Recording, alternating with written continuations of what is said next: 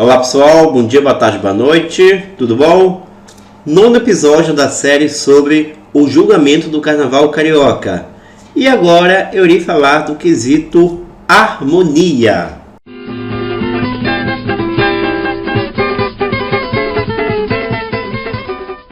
Bom, o quesito harmonia, para quem tem aquela visão mais antiga de Carnaval, entende que é o canto da escola. E esse canto se dá unicamente pelo canto dos componentes. Pelo menos era essa a ideia que eu tinha quando eu acompanhava o Carnaval, lá nos anos 90, anos 2000 inclusive, porque eu sempre entendi que o canto da escola, dos componentes, representava o produto do quesito harmonia. Porém, entretanto, contudo, ele é um quesito mais amplo, como diz aqui o manual da LESA. Vou até ler aqui, ó. Harmonia é um quesito musical amplo, responsável por avaliar o canto da escola e as relações entre todos os elementos musicais performáticos de um desfile de escola de samba. Então, na sua alçada, a apresentação vocal dos intérpretes, o canto das alas, os instrumentos da base harmônica, a execução dos arranjos e todas as relações de consonâncias e interações sonoras são avaliadas, com exceção das competências de outros quesitos. Resumindo tudo que eu li aqui, gente, tirando samba enredo e bateria, o quesito harmonia vai avaliar tudo relacionado à parte musical da escola de samba, ou seja, o canto dos componentes, mas também o canto dos próprios intérpretes, e aí envolve não apenas o intérprete oficial, mas todo o apoio, todo o pessoal do apoio, o cavaquinho e outros instrumentos que formam aí a base musical de um desfile de escola de samba. E é colocado aqui no manual 3 itens que o jurado deve considerar. O primeiro é que deve haver perfeita igualdade do canto do samba enredo entre os componentes e o puxador da escola de samba, além de haver a manutenção de sua tonalidade. O segundo item é o canto do samba enredo pela sua totalidade e o terceiro é a harmonia do samba. Gente, eu confesso que eu tenho uma certa cisma com o julgamento desse quesito, pois, como eu falei, uma ideia que vem à nossa mente quando fala em harmonia é do canto da escola, que de fato é avaliado. Só que se a gente pegar as justificativas dos jurados dos últimos anos, a forma com que o júri da LESA vem julgando esse quesito nos últimos anos, o maior peso se dá especialmente pelo carro de som, a forma com que o carro de som leva o samba enredo. Tudo bem, eu não sou contra esse tipo de avaliação, muito pelo contrário. Porém, eu penso que ou divide em subquesitos o quesito harmonia, ou cria-se mais um quesito que envolva toda essa parte musical, incluindo especialmente o carro de som. Por quê? Por uma questão de tradição, quando a gente pensa em harmonia, a gente lembra do canto da escola. Canto da escola que é exaustivamente ensaiado nas quadras, a partir da escolha do samba enredo, lá de outubro até fevereiro. E aí, se a gente for aqui comparar justificativas, vamos pegar uma escola que tirou um 9,8. E aí o jurado anotou 4 coisas. Pode apostar que dessas 4 coisas, uma deve se referir a problemas do canto da escola. Algumas alas que não mantiveram o ritmo do canto ou passaram sem cantar. E os outros 3 itens provavelmente se referem ao carro de som. Então, o canto da escola, que é uma das raízes, um dos pontos base de uma escola de samba, a meu ver, ele está sendo colocado como algo no segundo plano, como algo de menos importância. Porque o jurado, para ele tirar pontos, ele pega um combo de problemas. Ele não vê um problema e tira pontos. Ele vê um combo. E esse combo de problemas, a grande maioria deles se dá no carro de som. Porém, eu vejo que o canto da escola, que é um dos alicerces das escolas de samba, uma das bases da escola de samba, ele tem sido colocado com menos importância a cada ano. Se a bateria é o coração, o canto é a alma de uma escola de samba. Uma escola de samba vibrante se dá muito pelo canto vibrante dos seus componentes, da energia passada pelos seus componentes.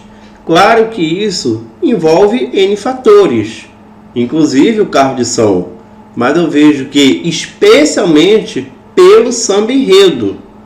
O samba enredo é que dá justamente essa energia para o componente cantar.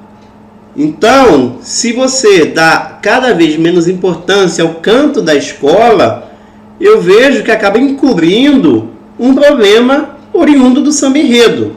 E aí, fora aqueles problemas que já existem no quesito samba enredo que eu já falei, aí a coisa fica o quê? Cada vez mais problemática, engessada nos desfiles. Então, para contornar isso, eu penso que ou divide em subquesitos, ou seja, coloca a parte ali musical, a parte do carro de som como um subquesito e a parte do canto como o outro subquesito.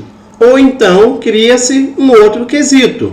Deixa o quesito harmonia como canto da escola unicamente e cria o quesito da parte musical que envolve o carro de som. Aí alguns devem estar assim pensando: poxa, mas hoje em dia é tão difícil ver uma escola de samba passar sem cantar em sua totalidade. As escolas fazem demasiados ensaios. Então é muito difícil uma escola de samba passar sem ter quase que 90% ou até mesmo 100% de sua totalidade dos componentes cantando. Até concordo em parte. É claro que algumas escolas, por terem alas comerciais, acabam tendo o seu canto prejudicado, porque elas comerciais, as pessoas não cantam, não se comprometem a cantar o samba da mesma forma que nas aulas de comunidade. Porém, existe a situação também dos componentes cantarem o samba sem a energia devida, sem vibração. Cantam por cantar. Isso era comum na Grande Rio. A Grande Rio, que teve assim umas colocações que para a visão do mundo do samba era meio polêmica, a meu ver, se favorecia por causa disso. Porque era uma escola que cantava sem vibração, mas cantava. Aí tirava uma nota 10 em harmonia e o pessoal ficava revoltado. E muita gente alegava que a escola não cantava, o que não era verdade. A escola cantava muito, só que sem vibração, sem energia, sem alma. E naquela época, o regulamento ele não fixava nessas questões, digamos assim, mais de chão. Ele permitia que uma agremiação que fizesse um feijão com arroz, desfilasse com o regulamento debaixo do braço, pudesse ter uma boa colocação. E esse é um ponto que eu tenho receio de voltar no Carnaval Carioca. Esses desfiles técnicos, que fiquem lá no passado.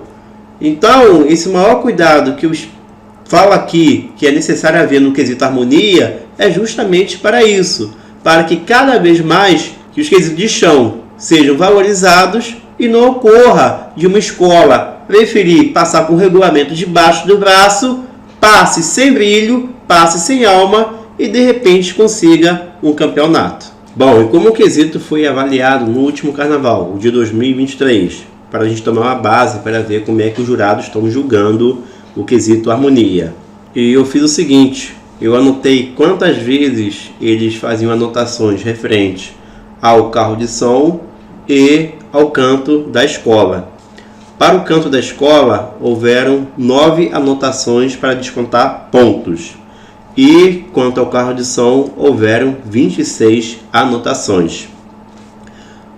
Na questão do canto da escola, foram descontados pontos por a escola cantar sem vibração, 2 vezes.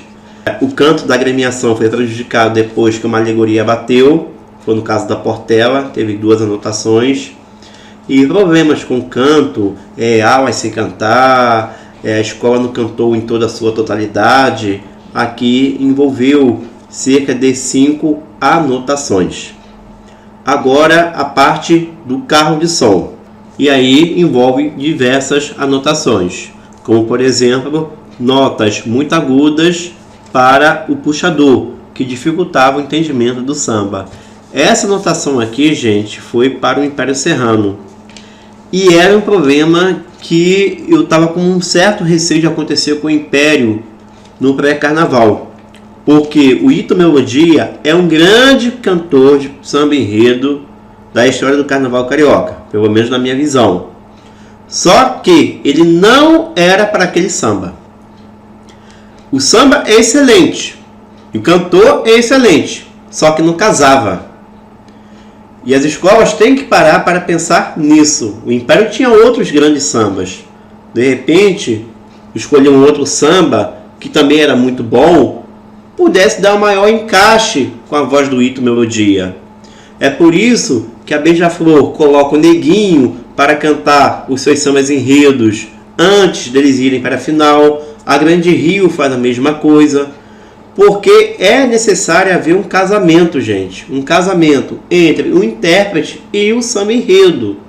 Não é questão do intérprete ser ruim ou bom. É questão de casar com a voz dele. E nesse ponto aqui eu concordo com o jurado. Além disso, foram tirados pontos também por notas graves não atingidas. A reclamação anterior foi por notas agudas, agora por notas graves. Especialmente sobre a afinação, seja ela presente em todo o desfile, ou apenas na segunda metade do desfile, ou apenas em alguns trechos do samba enredo. Essa questão da afinação foi anotada diversas vezes pelos jurados da LEESA. Também tivemos anotações sobre cacos que prejudicaram o entendimento do samba. Para quem não sabe o que é caco, é quando o puxador fala coisas alheias ao samba enredo. Então, gente, esse negócio de caco, eu acho que é preciso tomar cuidado e ter sempre um bom senso. Porque tem gente que é totalmente contrário a cacos. Acha que isso prejudica o desfile, e tem gente que inclusive ataca muito os puxadores que costumam fazer bastante cacos. Só que é uma situação em que é um desfile que precisa animar pessoas, precisa animar um público e precisa manter aquele ritmo. Então, você fazer assim alguns cacos para poder sustentar o ritmo, do desfile, ele é importante. Claro que não pode haver um exagero. Como, por exemplo, vou pegar aqui um caso extremo. Beija-Flor 1990. Coloca aí no YouTube para você ver. A Beija-Flor chamou Wagner Monte, aquele Wagner Monte mesmo que você conhece, para unicamente fazer cacos no desfile. Então ali interferiu demais. Estou pegando um caso extremo, tá, gente? Um caso como esse não pode acontecer. Mas eu acho o caco uma coisa assim, não vou dizer essencial, mas interessante para um desfile de escola de samba. Eu só fiquei cismado com uma coisa. O Vander Pires, ele fez um caco ali por um bom tempo, durante o desfile do Tuiuti. O chama o mestre Damasceno virou chama o mestre. E os jurados não descontaram pontos quanto a isso. E conhecendo os jurados da LEESA, eu achei que ia ter uma boa canetada em cima do Vander Pires do Tuiuti quanto a esse caco. Mas isso não aconteceu. Também tivemos descontos sobre instrumento de corda que sobressaiu, falta de entrosamento entre os cantores, entre o cantor principal e os cantores de apoio. E o que também tirou bastante pontos, muito pontos das escolas, foi a questão do andamento do canto do samba enredo, que na prática se dá pela variação do andamento, por ele ter acelerado em alguns momentos, por ele ter desacelerado em algum momento, ou por ter uma tendência à aceleração no início do desfile. Tudo isso aqui acarretou em 10 anotações dos jurados. Repare, eu não falei que foi tirado pontos porque o samba foi cantado de uma forma acelerada ou desacelerada, mas sim que variou o andamento em alguns momentos. Tem que ser descontado pontos por causa disso? Com certeza, mas a meu ver tem que ir além. Tem que ser tirado pontos por ser cantado samba por inteiro de forma acelerada. Eu já falei isso aqui lá no quesito bateria e samba enredo. Quando você canta o samba enredo de modo mais acelerado, ele perde toda essa beleza melódica. Ele é um samba sem sentimento. Você canta por cantar. Ele é um samba funcional. E morre aí. Então, a meu ver, tem que ser ampliada essa questão no regulamento. Não é apenas quando houver variação na batida da bateria ou no canto do samba enredo que tem que haver descontos. Na manutenção do ritmo acelerado também tem que ser descontado pontos se aquele samba não tem aquele ritmo. Se ele pede aquele andamento, tudo bem. Mas se ele não pede, tem que haver descontos sim. Então, a meu ver, é uma falha no julgamento da parte do júri da Liesa essa questão do andamento do samba enredo que não é bem julgado. E é isso, gente, que eu tinha para falar do quesito harmonia. Agradeço a quem assistiu o vídeo até o final e abraços.